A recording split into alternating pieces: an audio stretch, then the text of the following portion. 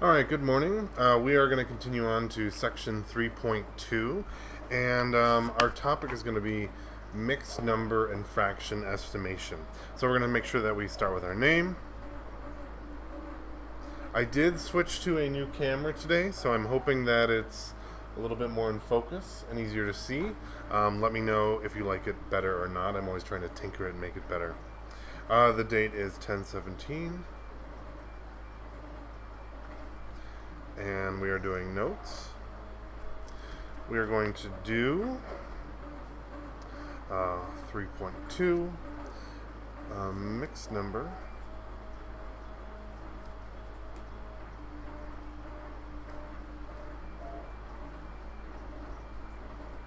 and fraction estimation. Alright, again, quickly, remember that a mixed number looks like this. If we have 1 3/4, it has a whole number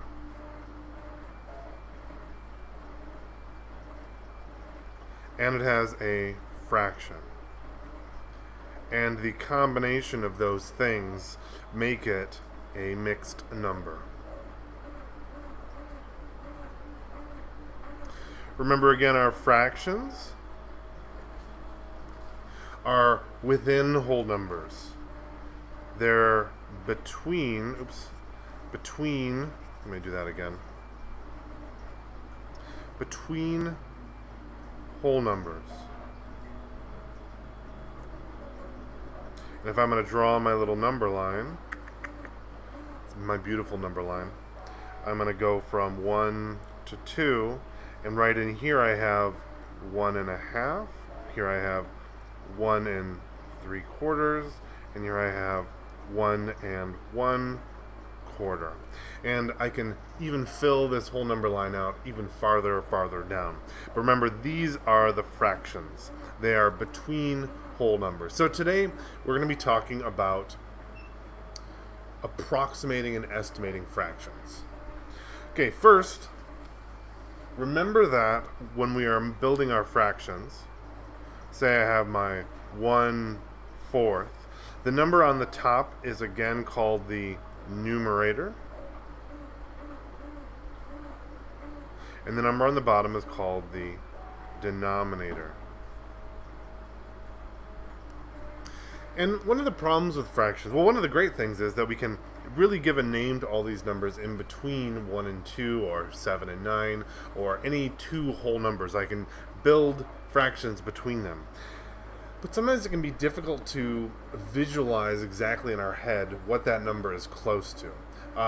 For example, if I see a number like 17/18, that's hard for me to divide in my head, because if I was going to draw this as a circle and I was trying to make 18 lines, I could go half, now I have 4, now I have 8, now I have 16,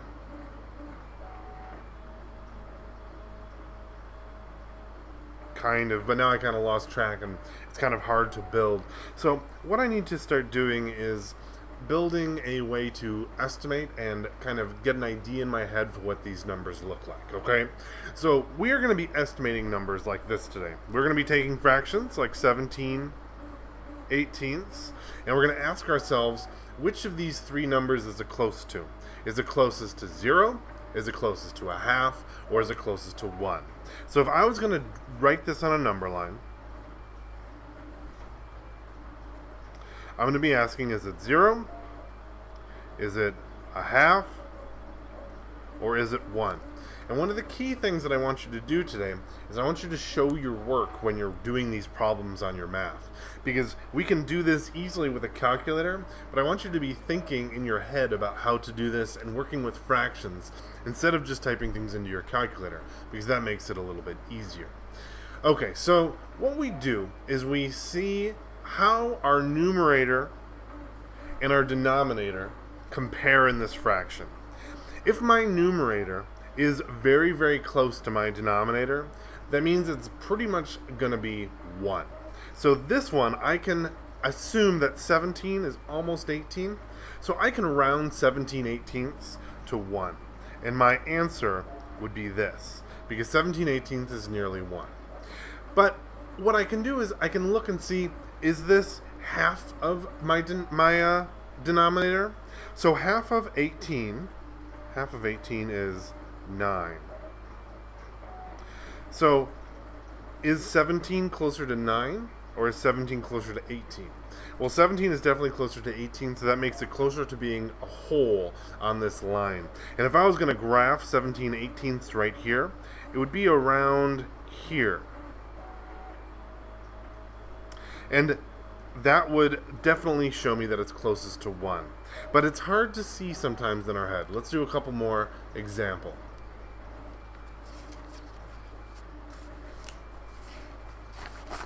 Let's look at example 1.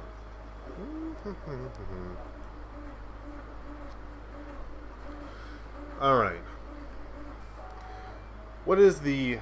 sometimes they call this the common benchmark fraction.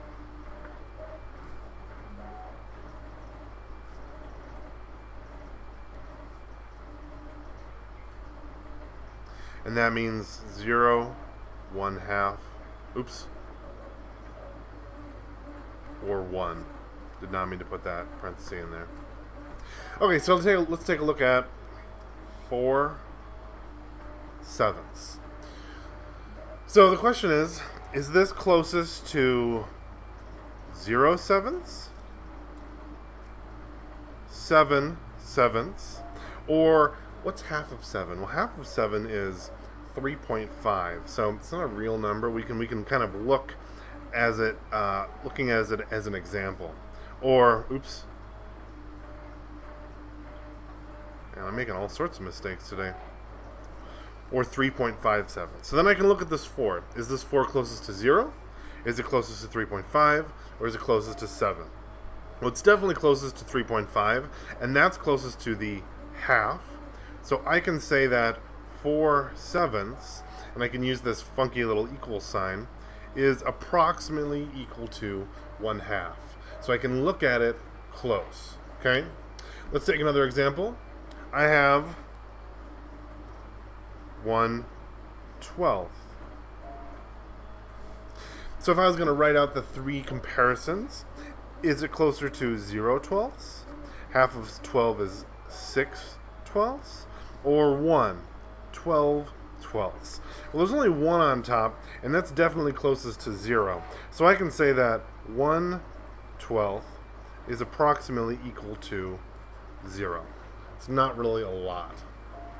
Okay, let's do one more before we do the second part of this section. Example 3. Let's take a look at 5/6. Alright, so let's look at our 3 ways to compare it. We have 0/6. Half of 6 is 3. 3/6, or 6/6. Well, we have 5, and 5 is closest to 6/6, so that means we are closest to 1. So we can say 5/6 is approximately equal to 1. Kind of makes sense how this all works? Okay, sometimes though, in this section, they're going to be asking you to take a mixed number and find the value of the mixed number using this common benchmark fraction. Let's take a look at what that looks like. Example 4. They'll say using CBF, which I think we should know what that is. Oops, I should spell using right. Estimate the value. Okay, so they are going to give us a number like 9 3/9. All right, so we can ignore the 9 for now because the 9 is going to stay. What I'm really looking at is this 3/9, and if I'm going to take that 3/9, is it closer to 0/9? Half of 9 is like 4.5/9, or is it closest to 9/9? Well, 3 is 3 away from 0 and 1.5 away from here, right? So if I was going to do a little jump, it's 3 from there, 1.5 from there. So it's definitely closest to a half. So I can say 9 3/9 is approximately equal to 9 1/2. Okay, let's look one more like that. Say I have 12 and 13/15. Okay, so I get to ignore my whole number because I know that's sticking around, but I need to look at this 15ths. So I ask myself, is it closer to 0/15? Half of 15 is 7.5. 7.5/15, or 15/15.